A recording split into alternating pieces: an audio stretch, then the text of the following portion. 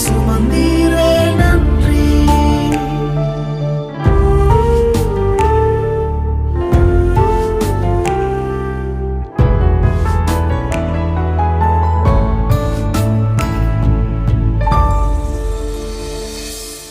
ஒன்றுமே இல்லாமல் துவங்கின என் வாழ்வு நன்மையால் நிறைந்துள்ளதே.